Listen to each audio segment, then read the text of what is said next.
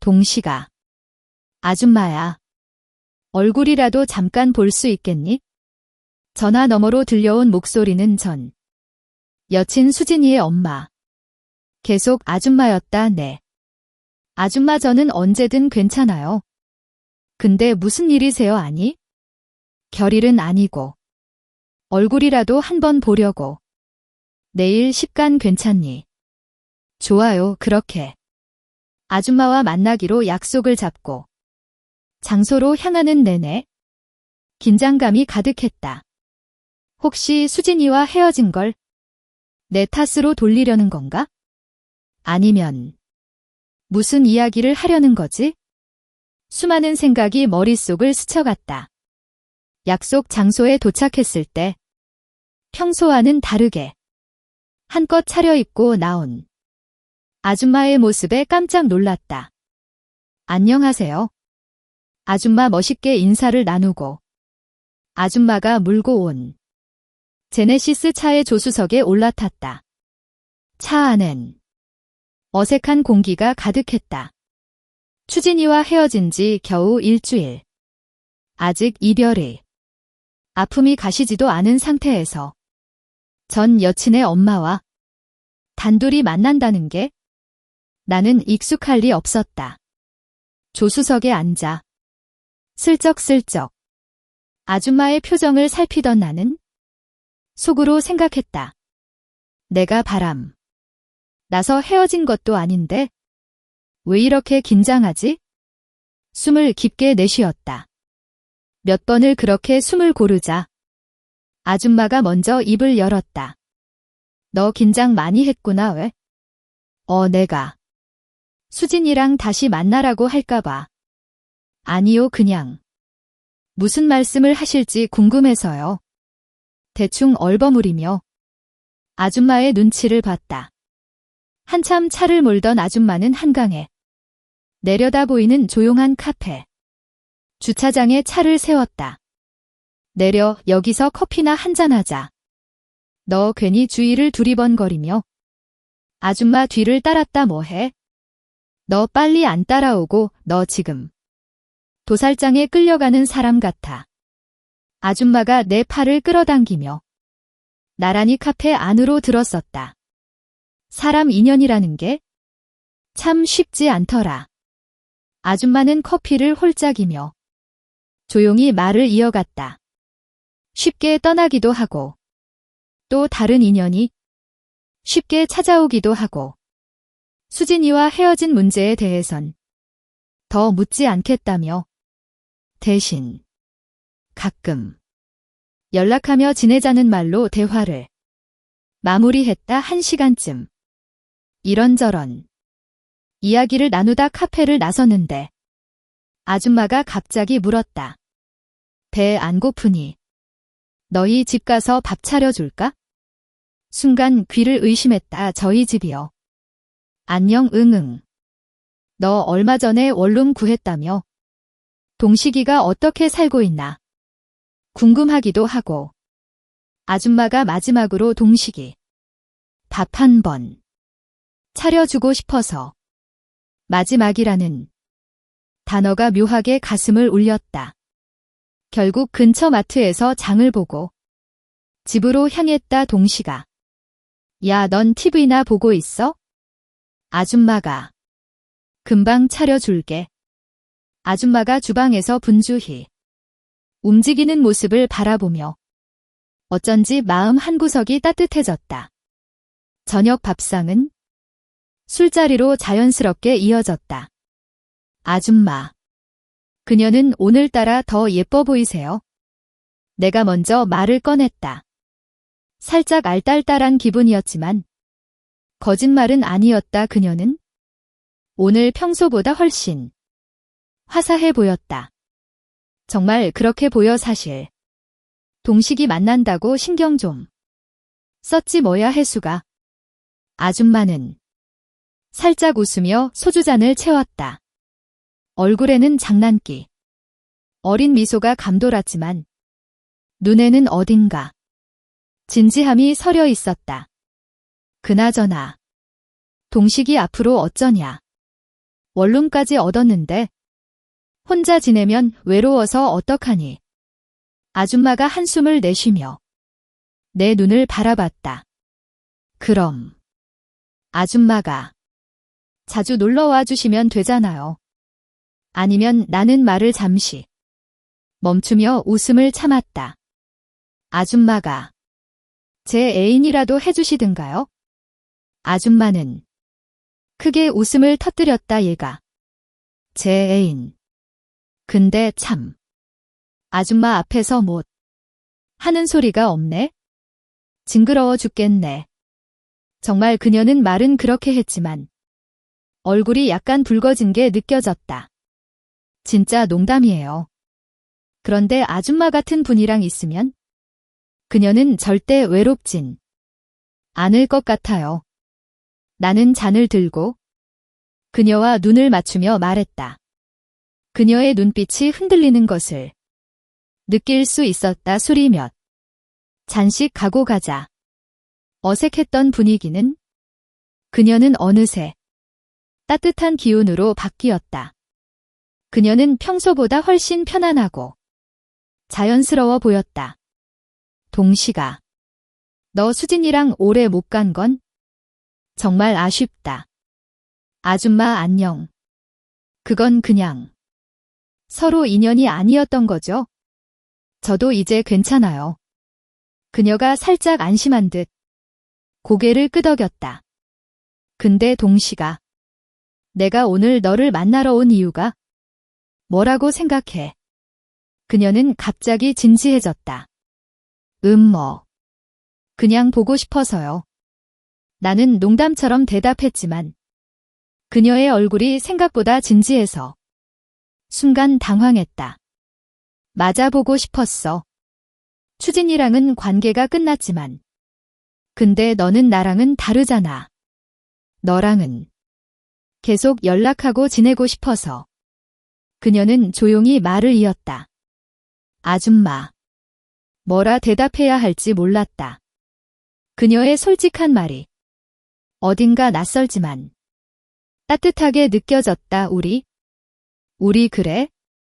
오늘만큼은 과거 얘기 그만하고 그냥 지금 이 순간만 생각하자. 어때? 아줌마가 제안했다.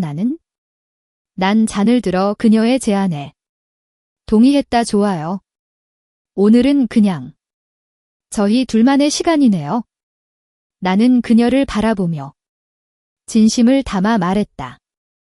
출기운이 오르면서 그녀의 모습이 점점 다르게 보이기 시작했다. 평소에는 보이지 않던 그녀의 부드러운 미소, 섬세한 손짓. 그녀는 나를 바라보는 눈빛이 이상하게 따뜻하게 느껴졌다. 아줌마, 오늘 정말 예뻐요. 이런 말 좀 이상할 수도 있는데 그녀는 정말로요. 나는 다시 한번 솔직하게 말했다. 그래? 보여. 그녀는 웃으면서 고개를 살짝 굴렸다. 얼굴은 이미 술 기운으로 긁게 물들어 있었다. 동시가. 근데 사실 나도 너랑 이렇게 얘기 나누는 게 너무 좋아. 술이 몇 병이나 비워졌을까? 어느새 우리는 서로의 얼굴을 가까이 마주보고 있었다. 그녀는 나를 바라보며 말했다. 동시가. 근데 오늘 너랑 이렇게 이야기 나누고 웃고 마시는 게 정말 좋다. 그런데 말이야. 그녀가 말을 멈췄다. 무슨 말씀이시죠? 나는 조용히 물었다. 동시가 나 술이 너무 취했는데 집에 들어가기 힘들 것 같아. 어쩌면 좋니? 여러분 안녕하세요. 저는 올해 32살의 미혼남입니다. 같은 회사에서 일하던 동계. 소개로 현재 여자친구를 만나게 되었죠. 저는 화목한 가정에서 자라며 안녕. 저는 활발하고 긍정적인 성격을 가지고 있습니다. 주위에서 저에 대해 인물 좋다는 얘기도 자주 듣고 늘 웃음을 잃지 않으며 밝은 성격 덕분에 사람들에게 좋은 인상을 주곤 합니다. 제 여자친구는 그런 저의 밝은 모습 때문에 첫 만남에서부터 호감을 느꼈다고 하더군요. 그 후 몇 번의 데이트를 통해 우리는 자연스럽게 사귀게 되었습니다. 여자친구는 아버지가 일찍 돌아가시고 어머니와 단둘이 살고 있는 외동 딸입니다. 경제적으로는 아버지 덕분에 큰 어려움은 없었지만 어머니는 독실한 기독교 신자이셨고 그로 인해 매우 엄격하게 딸을 키우셨습니다.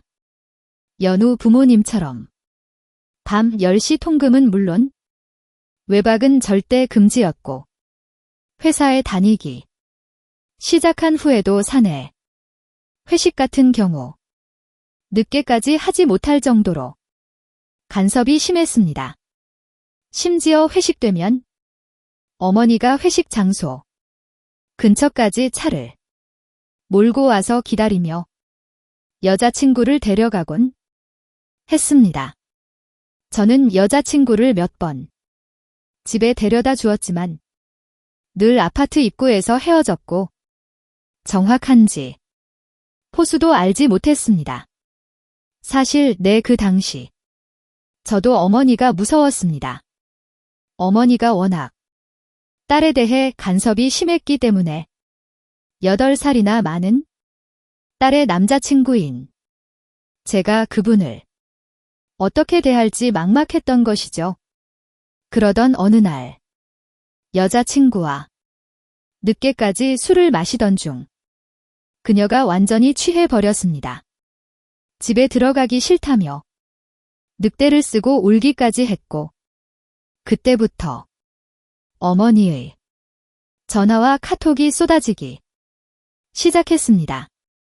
여자친구는 술에 취해 전화를 받지 않으려 했고 결국 제가 대신 전화를 받았습니다. 안녕하세요. 안녕하세요. 저 수진이 친구 김동식이라고 합니다. 지금 수진이가 술이 많이 취해서 통화가 어려운 상태입니다. 그랬더니 어머니는 다짜고짜 지금 당장 딸을 집으로 데리고 오라고 하셨습니다. 저는 이상 최대한 공손히 대하며 안녕히 만취한 여자친구를 업고 집으로 갔습니다. 전화에서는 화가 많이 나신 것 같았지만 막상 집에 도착해 딸을 방에 눕히고 나니 많이 누그러지셨습니다. 어머니는 저와 단둘이 앉아 관계를 물어보셨고 저는 여자친구와 사귀고 있다는 사실을 솔직하게 말씀드렸습니다. 다행히 헤어지라는 말씀은 없으셨고 대신 딸을 일찍 보내달라는 당부만 하셨죠. 그 이후 어머니와의 관계가 점차 변화하기 시작했습니다. 어머니는 주말마다 함께 교회에 가자고 제안하셨고 우리는 주말마다 여자친구와 함께 어머니와 교회를 다니게 되었습니다. 예배 후에는 함께 점심을 먹고 여자친구 집에서 놀다가 저녁을 먹고 헤어지곤 했습니다. 또한 어머니는 여자친구와 관련된 일이라면 자주 저에게 전화를 하셨습니다. 여자친구의 표정이 안 좋아 보일 때면 무슨 일이 있냐고 물어보시기도 했고 연애를 시작한 이후 어머니와 여자친구가 다투는 일이 많아지면서 저와의 통화도 점차 늘어갔습니다. 그러나 여자친구가 독립을 결심하게 되었습니다. 어머니는 이를 강하게 반대하시며 걔가 여자친구에게 바람을 넣은 게 아니냐고 저를 나무라시기도 했습니다. 그러나 여러 갈등 끝에 어머니와 여자친구는 집 근처에서 살되 어머니가 자주 방문하지 않기로 합의했습니다. 결국 여자친구는 집에서 도보로 5분 거리에 있는 원룸을 얻어 독립하게 되었죠. 어느 날 여자친구가 주말을 이용해 제주도로 2박 3일 여행을 떠나게 되었고 그 일로 어머니와 큰 갈등이 생겼는데 어머니는 속상함을 참지 못하고 저에게 전화를 걸어 하소연을 시작하셨죠. 동식아, 나 요즘 많이 힘드네 품안이. 자식이라고. 막상 수진이가 나가 살고 집에도 잘 안 오고 그러니깐 허전하면서 외롭기도 하고 나 어떡하면 좋니? 그 말을 들은 저는 아줌마의 마음을 이해하려고 했었고 조금씩 위로의 말을 건넸습니다. 아줌마 처음이라 그러실 거예요. 나중에 멀리 시집이라도 가면 어쩌시려고 그러세요? 지금부터라도 조금씩 적응해 가셔야죠.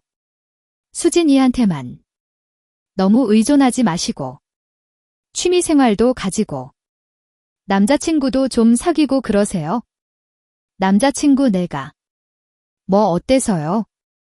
요즘은 60대들도 다들 연애하고 다니는데 말이야 쉽지. 난 그렇게 못하겠더라. 그렇게 대화를 나누던 중 저는 아줌마에게 그럼 혼자 있기. 그럼 저한테 연락하세요. 말똥무든 술친구든 뭐든 해드릴 테니라고 말했습니다. 정말. 동식이가 내 딸보다 낫네. 그래라며 아줌마는 웃었고 그 말이 저에게는 또 다른 의미로 다가왔습니다. 아줌마가 제대 느끼는 고마움과 의존이 점차 커져가는 것을 느끼며 그 관계는 자연스럽게 가까워졌습니다. 이후로 우리는 자주 만나게 되었습니다. 아줌마가 외로워지실 때마다 저에게 연락을 주셨고 저는 그녀의 말동무가 되어 주었고 가끔은 술 한 잔도 함께하며 시간을 보냈습니다. 처음에는 단순히 위로의 차원에서 만났지만 점점 더 그녀와의 만남이 자연스러워지고 서로에게 점점 더 의지하는 사이가 되었죠. 아줌마는 이제 저에게 진심으로 마음을 열었고 그동안 속으로 눌러두었던 감정들을 저에게 털어놓으며 함께 시간을 보내는 일이 많아졌습니다. 공교롭게도 해속. 아줌마와는 점점 더 가까워졌지만 여자친구와의 갈등은 점차 심해졌습니다. 자주 다투던 우리는 결국 시간을 두기로 결심하고 한 달 동안 서로 연락을 하지 않기로 했죠. 그 시간 동안 저는 여자친구의 성격과 사고방식을 조금 더 깊이 이해하려 했었습니다. 하지만 그런 노력에도 불구하고 결국 어느 날 저는 우연히 그녀의 핸드폰을 보게 되었습니다. 그 안에서 충격적인 메시지를 발견했죠. 그것은 동네 카페 사장과의 대화였고 그들은 남자친구와 잘 해결했냐? 언제 또 술 한잔 해야지라며 친근하게 대화를 나누고 있었습니다. 더 충격적인 것은 그녀는 제가 꺼려 했던 대화들까지 서수겁 나누며 웃고 있었던 그들의 모습이었습니다. 그 메시지를 보고 난 후 저는 여자친구에게 다가가 물었습니다. 이게 뭐냐라고 말이죠. 알고 보니 우리가 싸울 때마다 그 사장님한테 연애 상담을 받고 연락을 끊고 있는 동안 서너 번 만나서 술을 마셨다군요. 그때 저는 그동안 몰랐던 사실을 알게 되었고 그 사실에 큰 충격을 받았습니다. 카페 사장과 깊은 사이가 되어버린 그녀를 보며 마음속에서 분노와 실망이 밀려왔습니다. 그날 우리는 다시 큰 싸움을 벌였고 결국 우리의 관계는 끝을 맞이하게 되었습니다. 어느덧 그녀와 만나온 지도 6개월을 넘어섰습니다. 아줌마는 15살이나 어린 남자친구에게 잘 보이고 싶었던 걸까요? 평소와는 다르게 젊어 보이는 예쁜 옷을 입고 저는 시내 고급 미용실에서 헤어스타일을 바꾸기까지 했습니다. 제 성격이 까탈스러워서 그런지 여자친구와 만날 때 성격 차이로 자주 싸우고 스트레스를 받아 헤어진 적도 여러 번 있었습니다. 그래서 저는 성격을 꽤 중요하게 생각하는 편입니다. 8살 연하의 여자친구와 헤어진 뒤 나는 정말 내 성격에 문제가 있는 건 아닌지 고민을 많이 했습니다. 평소 술을 잘 마시지 않던 제가 그때는 자주 술을 마시게 되었습니다. 그 후 전 여자친구의 어머니인 해숙 아줌마를 만났고 그렇게 서로 술에 취해 어떻게 하다 보니 사고를 치고 말았습니다. 처음엔 정말 창피하고 민망했어요. 내가 여기까지 왔구나라는 생각에 많이 혼란스러웠습니다. 하지만 솔직히 말하자면 해숙 그녀는 계속 아줌마에게 이성적인 호감을 갖고 있었던 것도 사실입니다. 그녀는 참 편안하게 다가오는 사람이었고 유연한 성격이 저와 잘 맞았습니다. 출기운의 용기를 내게 된 거죠. 그날 이후로 우리는 종종 연락을 주고받으며 만나기 시작했고 우리는 점점 더 가까워지게 되었습니다. 서로 외로움도 느꼈고 함께 있으면 즐거웠기 때문에 더 자주 만났고 시간이 갈수록 서로를 더 잘 알게 되었습니다.